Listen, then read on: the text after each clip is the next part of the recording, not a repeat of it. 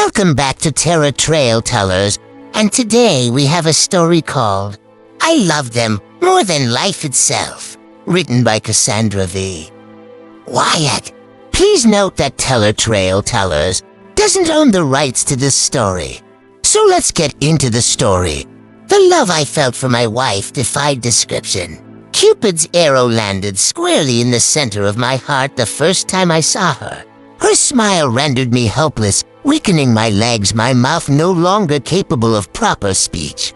I stuttered as I spoke. She seemed to understand and instead of mocking me, offered her hand and her name, Clarice. The name flowed like silk off of my tongue. I was smitten. She accepted my lunch offer and off to Big Pete's Island Grill we went. She did most of the talking, which was fine with me. That gave me the ability to focus on her perfect features. Her perfectly almond-shaped. A Grecian nose was set above small but perky lips that needed no lipstick or gloss. Her bone structure was exquisite and would no doubt be the envy of any model. I couldn't stop looking at her.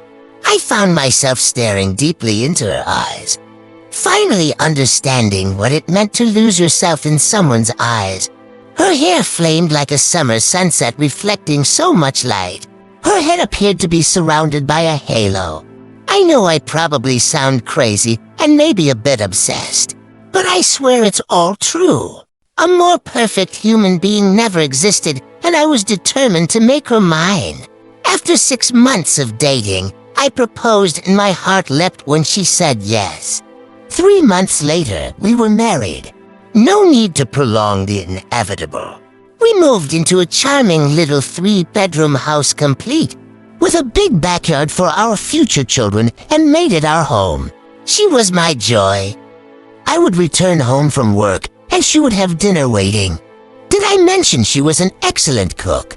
Roast so moist and tender, the meat melted in your mouth. Perfectly seasoned potatoes were whipped to a lightness only reserved for clouds. Every meal was a mouth-watering treat, and I soon discovered how good food and contentment affected your waistline. I went from 195 pounds to 230. My once reasonably athletic frame grew soft and flabby, but she loved me just the same, and that made me love her even more. On our first anniversary, we discovered we had hit a home run.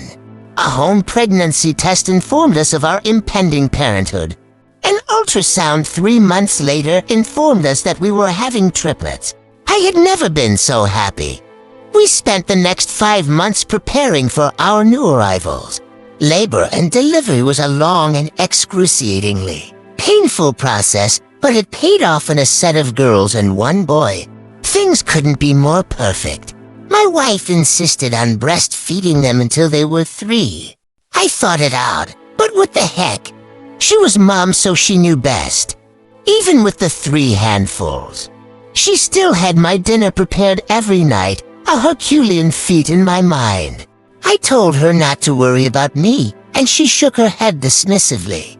She told me that I was as important to her as I had ever been, and that there was no reason for anything to change.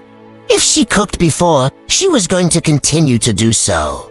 She said she didn't want me wasting away to skin and bones. I loved her even more for that. When the scale revealed a weight of 275, I became concerned. I hadn't even realized that I had gotten that big. I told Clarice, and she just wrapped her arms around me and told me how much she liked my fluff and how handsome I was. You don't need to lose weight. You just need to change your perspective about your weight. I accepted her theory and continued gobbling down whatever she put in front of me. At the table between forkfuls, I would look across the table and see her staring lovingly at me. I could see she was pleased, and that made me want to please her even more. That's when I would ask for seconds. 3 years later, according to my wife, our kids are now ready for solid food. I was kind of excited and looking forward to the first time we all sat down together for dinner. My wife treated it like the special occasion it was. A gold cloth was draped across the table. Our best dinner and flatware graced each of the 5 places. I sat at the head surrounded by my beautiful family. The girls were miniature replicas of my wife and my son was the male version of her. I stood, raised my crystal goblet, and toasted my family. My wife raised hers in return. When I woke up, I was naked, lying secured to the table with leather straps. I looked around in confusion, my gaze settling on Clarice. What's going on? What is this? I told you the kids were ready for solid food, didn't I? What? I saw my children, their eyes focused on their mother. I watched Clarice nod her head in my direction. I watched the heads of those 3 little innocents swivel in my direction.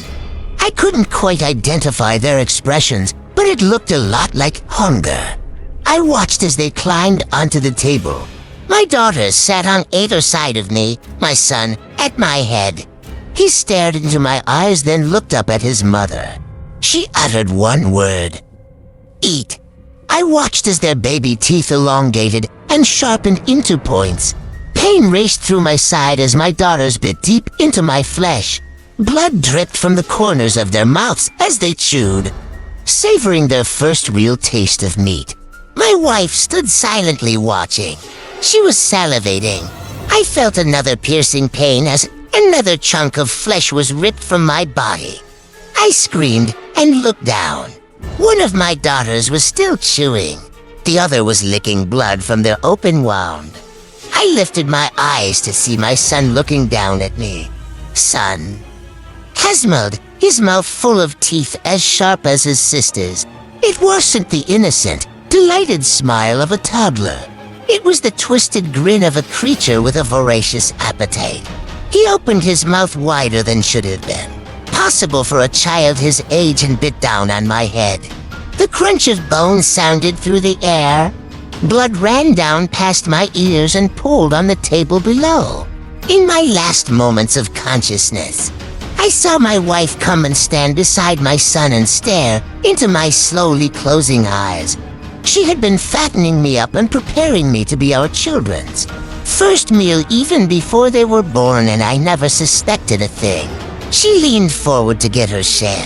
When she lifted her head, I could see bits of flesh stuck between her teeth. As she chewed, her mouth and chin was smeared with my blood.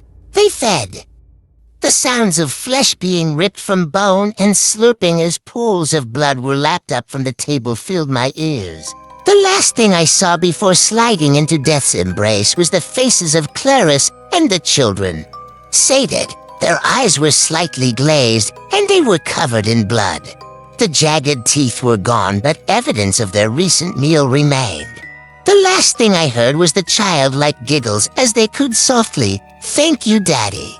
Clearly, I did not know Clarice as well as I thought, and I died, not knowing what your offspring were, and it really didn't matter.